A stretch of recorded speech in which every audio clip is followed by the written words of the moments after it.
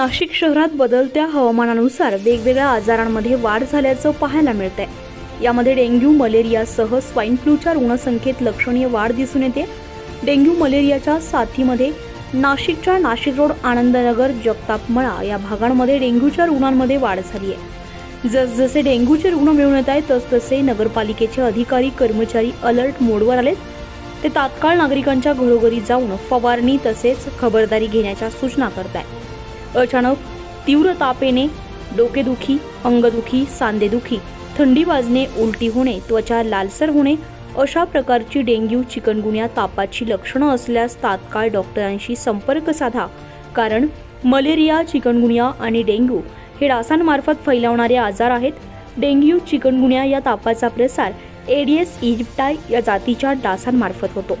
Malaria या रोगाचा प्रसार एनाफिलिस डासामुळे होतो। एडिस डासांची उत्पत्ती 7 दिवसांपेक्षा जास्त काळ साठवलेल्या घरगुती स्वच्छ पाण्याच्या साठ्यांमध्ये होते। त्यामुळे आपापल्या आरोग्याची काळजी आपणच घेणं गरजेचं आहे आणि आरोग्याचा काही प्रश्न असल्यास त्वरित डॉक्टरांशी संपर्क साधा।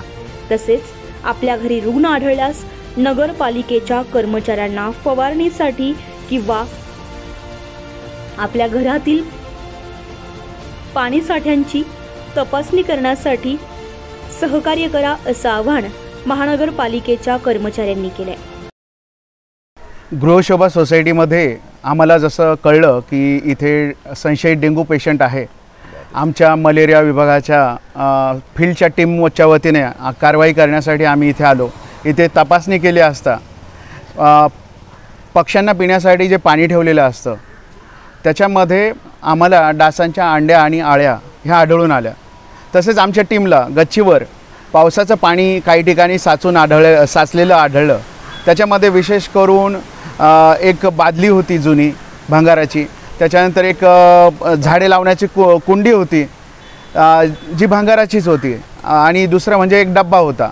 हे सगळ्या भंगार वस्तूमध्ये पावसाचं पाणी साचून तिथे डासांच्या अंडी आणि आळ्या तयार झाल्या होत्या। इथे ह्या सोसायटीमध्ये पुरी मॅडम यांना ताप आला होता आणि संशयित डेंग्यू म्हणून चौकशी करण्यासाठी आम्ही इथे आलो होतो। तर हा डेंग्यू जो आजार आहे तो एडिस इजिप्टी नावाच्या मादीच्या डासाच्या चावण्यामुळे होतो। तर ह्याच्यासाठी हीच काळजी घ्यायला पाहिजे।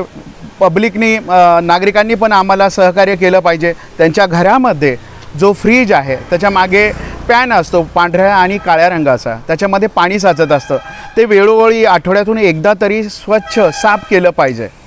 दुसरी गोष्ट असे की तुमच्या घरामध्ये जर कूलर असेल तर कूलर पण हे आठवड्यातून एकदा साफ केलं गेलं पाहिजे, म्हणजे त्याच्यातल्या जे काही डास उत्पत्ती आहे ती नष्ट होईल। तसंच आपल्या घरामध्ये जे बांबू ट्री आपण लावतो शोभेसाठी, त्याच्यामधले पाणी वेळोवेळी आठवड्यातून एकदा काढलं गेलं पाहिजे, साफ केलं गेलं पाहिजे। आठवड्यातून एक दिवस कोरडा दिवस पाळला गेला पाहिजे। त्याच्यानंतर आपल्या घरामध्ये ड्रम असेल, पाण्याचे साठे असतील, हे पण आठवड्यातून एकदा साफ करून कोरडे केले गेले पाहिजे।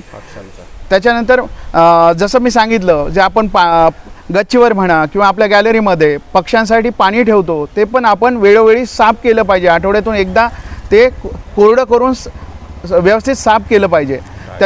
त्याच्यानंतर आपल्या घराच्या आजूबाजूला जर भंगार असेल तर ते पण आपण वेळोवेळी काढून टाकलं पाहिजे। त्याच्यामध्ये विशेष करून जर घराच्या आजूबाजूला टायर पडले असतील तर ते आपण वेळोवेळी त्याची विल्हेवाट लावली पाहिजे, घंटागाडी टाकले पाहिजे।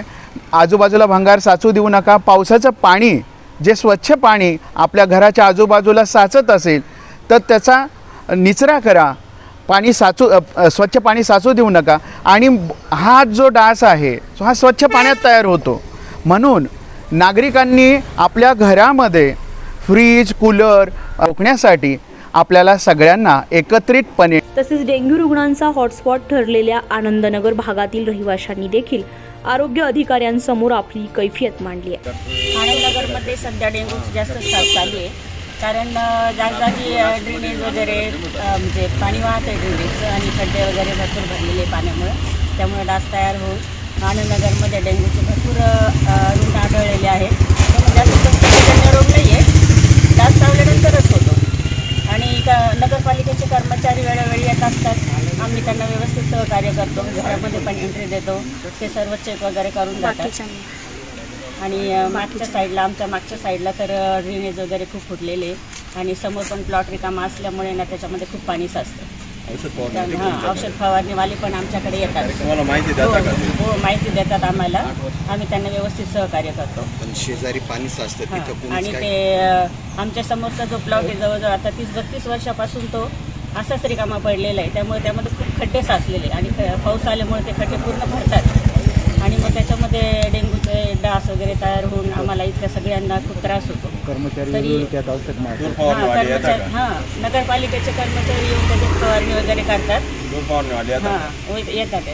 हो, पण आमचं असं म्हणणं आहे की तो जो रिकामा प्लॉट पडलेला आहे ना त्याच्यामध्ये येथील जो नगरसेवक आहे त्यांनी त्याची दखल घ्यावी आणि ते खड्डे पूर्णपणे बुजवून आम्हाला सहकार्य करावे. ज्यांचा प्लॉट आहे त्यांच्यापर्यंत ही माहिती गेलीच पाहिजे. त्यांनी आम्हाला सहकार्य केलेच पाहिजे. आणि गृहशोभा सोसायटीच्या समोर एक गार्डन आहे. गार्डनच्या कॉर्नरलाच एक म्हणजे घंटा गाडी आल्याशिवाय कचरा टाकणं हा गुन्हा आहे. तर आमच्या तिथे कॉर्नरला आहे ना इकडनं तिकडनं भरपूर लोक गाड्यांवरती कचऱ्याच्या बॅगा भरून आणतात आणि जाता जाता तिथे ओतून देतात. तर हे करायला नको आहे. ओपन पेस असल्यामुळे कुणीही येऊन कचरा टाकून जातं. त्यामुळे सुद्धा आम्हाला खूप त्रास होतो, डास तयार होतात. तर त्याच्यावरती काहीतरी दखल घ्यायला पाहिजे. तिथे काहीतरी कचराकुंडी एक ठेवायला पाहिजे काहीतरी आणि तिथे मेन म्हणजे बोर्ड लावायला पाहिजे. जर कुणी इथे कचरा टाकणार असेल तर त्यांच्यावरती दंडात्मक कारवाई करण्यात येईल. एवढं. पावसाळ्यात डेंग्यू, मलेरिया, चिकनगुन्या, स्वाईन फ्लू अशा मच्छरांपासून उद्भवणाऱ्या तत्सम आजारांपासून नागरिकांनी काळजी घेणं गरजेचं बनलंय. त्याचप्रमाणे घाबरून न जाता आपल्या आरोग्य यंत्रणेतील कर्मचाऱ्यांना आपण वेळोवेळी सहकार्य करून डेंग्यू, मलेरिया अथवा मच्छरांपासून फैलावणाऱ्या आजारांना आळा घालून नाशिक डेंग्यू मुक्त करू.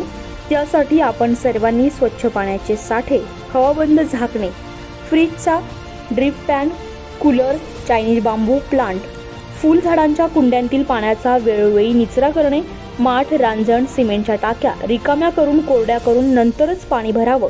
तसेच डासांचा उपद्रव टाळण्यासाठी परिसर स्वच्छ ठेवावा. मनपा आणि आरोग्य कर्मचारी घरी आल्यानंतर सर्व पाणीसाठे दाखवून त्यांना सहकार्य करावं.